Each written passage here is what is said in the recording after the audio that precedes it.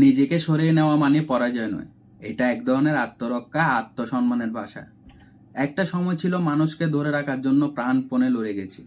মনে হতো যার সঙ্গে সম্পর্ক, বন্ধুত্ব, আত্মীয়তা বা ভালোবাসা, তাকে হারানো মানে জীবনের এক টুকরো হারিয়ে ফেলা। তাই চুপ করে সহ্য করতাম, গুরুত্ব না পেলেও পাশে থাকতাম, বুঝো না বোঝার ভান করতাম। ভাবতাম হয়তো একদিন বুঝবে আমার দেওয়া সময় আর ভালোবাসার মূল্য। কিন্তু সময় শিখিয়েছে, কেউ যদি তোমাকে সত্যি চায় তাহলে সেই তোমাকে ধরে রাখার চেষ্টা করবে। যেখানে তুমি অনুপস্থিত হলো কারো কিছু যায় আসে না, সেখানে তোমার উপস্থিতি আর কোনো অর্থ থাকে না। আমি আজকাল বুঝি চুপচাপ চলে আসাটাও এক ধরনের আত্মরক্ষা। সব সময় যুদ্ধ করে টিকে থাকতে হয় না।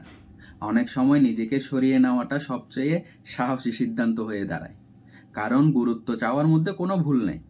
ভুল হলো নিজেকে এমন জায়গায় ধরে রাখা যেখানে তোমাকে গুরুত্ব দেওয়া হয় না। অনেক সম্পর্কে আমরা শুধু অভ্যস্ত হয়ে পড়ি। তাদের সঙ্গে মনের বন্ধন নয়, শুধুমাত্র অভ্যাসের শিকল।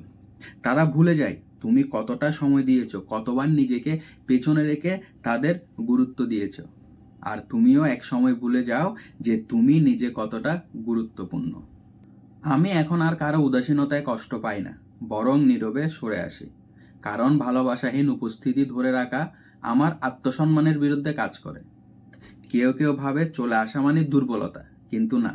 তারা এটা বুঝে না যে চলে আসার পিছনে কত রাত না ঘুমিয়ে থাকা, কত নিজেকে প্রশ্ন করা, কত অনুভবের মৃত্যু লুকিয়ে আছে। এখন আমি যদি কাউকে ছেড়ে আসি সেটা অপমান নয়, বরং নিজের প্রতি একটা গভীর ভালোবাসার বহিঃপ্রকাশ। আমি শিখেছি নিজেকে ভালোবাসতে শিখলে আর কেউ তোমাকে অবহেলা করতে পারবে না। এই সরে আসাটা কোনো নাটক নয়, এটা অনেক অভিজ্ঞতার ফল। অনেক চোখে জল শুকিয়ে যাওয়ার পর তৈরি হয় এক শক্তি, যার নাম নিজেকে ভালোবাসা। তো বন্ধুরা, এই ভিডিওটা তোমাদের কেমন লাগলো? যদি ভালো লেগে থাকে অবশ্যই একটি লাইক আর একটি কমেন্ট করে যাবে। আর এই চ্যানেলে নতুন হলে চ্যানেলটিকে একটি সাবস্ক্রাইব করে দেবে। তো দেখা হচ্ছে পরের ভিডিওতে। সে পর্যন্ত ভালো থাকবে, সুস্থ থাকবে।